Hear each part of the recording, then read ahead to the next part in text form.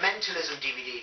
Now, obviously, it does come in a case. I just got this for a special offer, so it came in this little sort of plasticky, papery bag. Price of the DVD. The DVD cost £20. Would you say it was worth it? No. He honestly doesn't think it's worth it. Now, let's talk about the tricks. It comes with 20 tricks, so that equals to about £1 a trick. Would you say it's worth it then?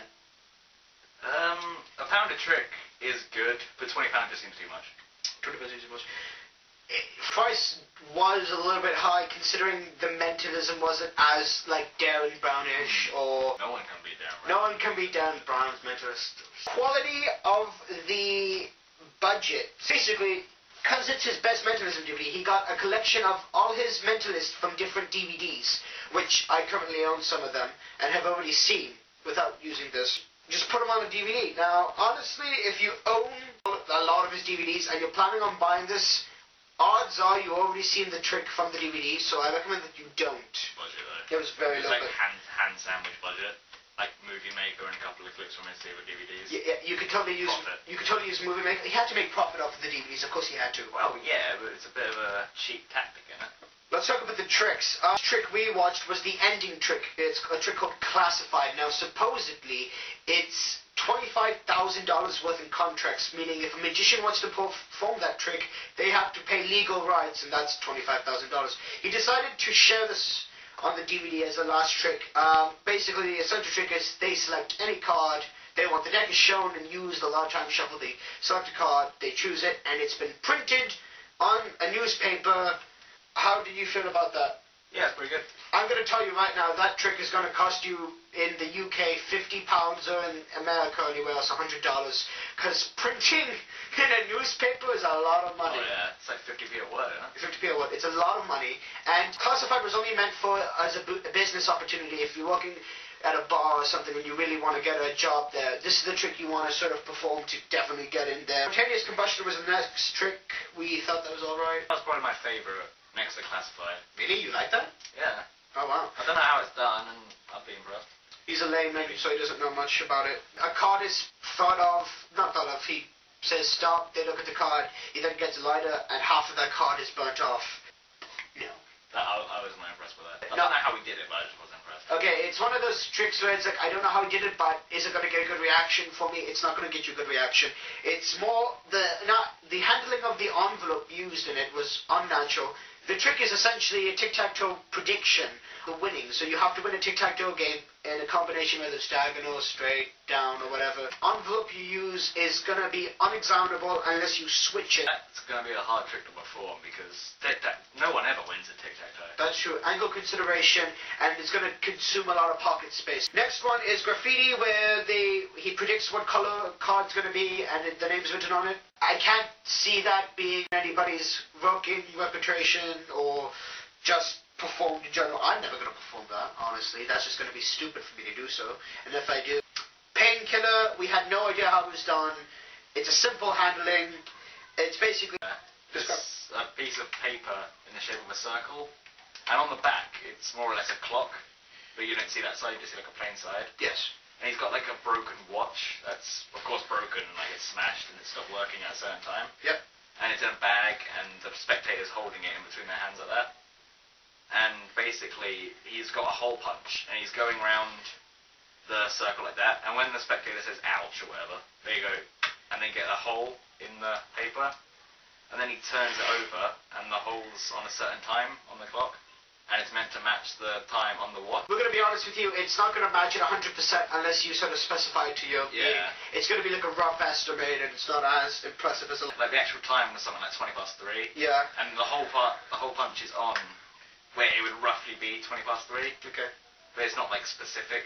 It could be a couple minutes out. If you're looking for live performances, you're only going to see one live performance for a trick, and I'm going to be performing it quite soon, but it's only one live performance, and the rest of it is very low budget, him either in his household or in some sort of studio or something, but it's very low budget. It's just him talking to a camera. Now, just because it's him talking to a camera doesn't mean he's putting 100% into it. He really is trying his best to make it entertaining as possible. His teaching methods are very simple. Now, as they're simple, I don't think a lot of people are going to be impressed with it. So this is where you as magicians become creative and make up your own different handlings. So let's perform the trick on one of the DVDs. So this is the first trick on the DVD that I'm going to perform that I personally think is a worker and a lot of people are going to use.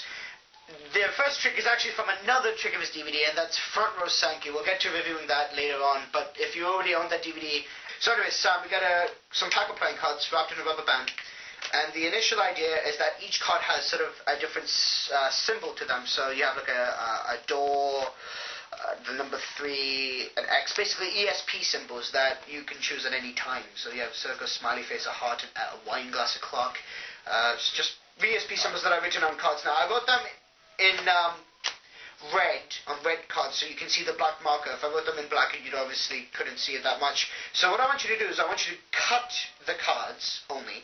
Cut the cards as many times as you want to. So okay, so 1 cut. 1 cut. Okay, this isn't staged or anything, we swear. 2 cut. And if it was, he wouldn't do this badly. Go. 3 cut. Now, okay, so now what I want you to do is I want you to take the cards, and the first thing I want you to do is place one of the cards underneath your leg. Any card? No, just the top card. Okay. Underneath my leg? Or put it in your pocket if you want to, just underneath your leg or anything. Yeah, I'll put it underneath my thigh. Okay, I won't look, I swear. Yeah, I've done it. You done it? Yeah. Take the other one and place that card. Did you put it... Where'd you place the first card? Underneath my thigh. Your thigh. Can you place the second card inside your right pocket? Right pocket. Okay. Check. Okay, now you only took the top card, right? Yeah. Okay. So obviously I have no idea as to what's happening here. I'm just going to re-rubber band it to make it fair, so I'm not going to tamper with this or anything. You cut the cards as many times. I'm going to try. Do you know the difference between ESP and telepathy? Not telepathy, clairvoyance. No. I've heard them before. I've heard them. Well, ESP is where I sort of do sort of freaky things to understand what's happening. And clairvoyance is just something out there. Now, I want you to sort of think. Have you seen both cards, or haven't you? No. Okay, you haven't seen both of them, so I'm going to use ESP at this point to get a feel of what's missing within the cards and get it out. Okay. So I'm going to make a prediction. I'm going to say... You didn't see the cards, you swear? No, I didn't see it. Okay, well, I think the first one is going to be sort of a smiley face. And I think the second one is... You know Twitter? Yeah. Yeah. Oh, not a hashtag. It's a hashtag. I think that's the first one. Okay. You're going to do that. If that's the first one, that's the second one. So the first one, I think, is a smiley face, and the second one is going to be a hashtag. So the first card I picked up is the smiley face? Yes. Right. I think. Or it might be the second. I'm not sure. I might be a bit confused. So show them the first card you picked. Go. Underneath your leg. It's underneath my thigh. So let's show it to the camera. Yeah. Smiley face? Yeah. Yep. So that's prediction 1 right. And remember, you didn't see it.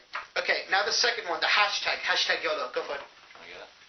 You get it all. I'm not touching it. Is that a hashtag? That's more or less a hashtag, yeah. Well, it's a hashtag either way, but still. Did I get them both right? Yes. And the beauty thing about this, as a souvenir sign, you've done so well, you can actually keep this. Oh, thank you. You can... Now my heart is complete. How did you like the trick? Yeah, I thought that was good. Okay, now, I turned the camera off or something and I told you the method. Would you have thought of that method before or no?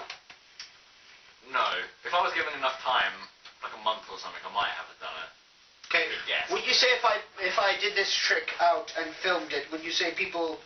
I just filmed it. Would you say people would know how it's done or no? People might have a good clue how it's done. Yes. Now, remind you, no setup whatsoever for that trick. I'm sorry if I didn't do that trick for justice or anything, but I didn't see any of the cards you made sure I couldn't. Yeah. You cut the cards fairly, no stops or anything, no breaks or anything, whatever. Fairly cuts. Cards are all different, and you don't have to do it on just that. You could use... He performs it on blank playing cards. Double blank playing cards where they're not printed on anything to make it really fair, but I don't have that, so I improvise. You can improvise if you really wanted to. As for the notepad, you're going to need a notepad as well. It's very key. Suppose if you're a really famous magician and you just sign it, they might want to keep it. Sign it. I'm not signing it. Rating out of 10. 10 being really good, 1 being really bad. You start off, go. Probably about 6. Maybe 7. You have to pick one. I'll pick 7. 7. Okay, me, I'm going to go... Because I already own some of his DVDs, I'm going to give it an 8 out of 10, 8 out of 10, because I think it, I'm sorry if I didn't do it justice, but I think the mentalism of this DVD is really nicely done. I mean, sure as hell, I'm not going to perform all of it. You know what, I can't think of one on the spot. I'm not like, We'll be back in 2 seconds. So, we decided on a trick that I have to perform from the DVD that we thought was really bad. And the trick we chose was Painkiller, where he just described it, so we're going to perform that one. We honestly thought it was the worst trick on the DVD, even though it might be good for you guys who buy it later. We honestly thought it was really bad. I'll tell them what happens if I don't... tell them the rules and how I perform it and whatnot. Right. When we come back to school, which is, what, a week's time maybe? A week's time, 2 weeks time. 2 weeks, yeah. If you don't perform Painkiller at school live, and or put it on YouTube, we'll see about that, and make it so cheesy, and if you can, just bad. How cheesy are we talking? Like Oz. If any of you people watched Oz the Great and Powerful in the beginning, where he's just like, oh, I'm a typical stage magician. Yeah. Like when he gets the cloak and like puts it in front of his mouth, like, it's like, if you could get a cloak, if you don't perform that, you have to perform the worst trick. The worst possible trick ever. Just like the worst one you know, or just Google the worst trick. And just make it so bad and pretend that you are dead serious. I'm dead serious. Put so hard into it. I'll put a lot of effort into the worst trick ever. If it involves a double lift or something, make it bad. Just be like... A sloppy performance. Yeah, and now I'll shuffle. Shit, dropped them. Be on YouTube on Wednesday, so next Wednesday, not this Wednesday coming up, next Wednesday is what we're trying to say. Yeah. Painkiller. Next Wednesday. Cheesy magician. Cheesy as I possibly can. And if I don't, I have to perform really bad. So, challenge accepted. Well, shake on it. You shake. See a shake. A gentleman's agreement. Challenge accepted. Oh, it's going to be hilarious.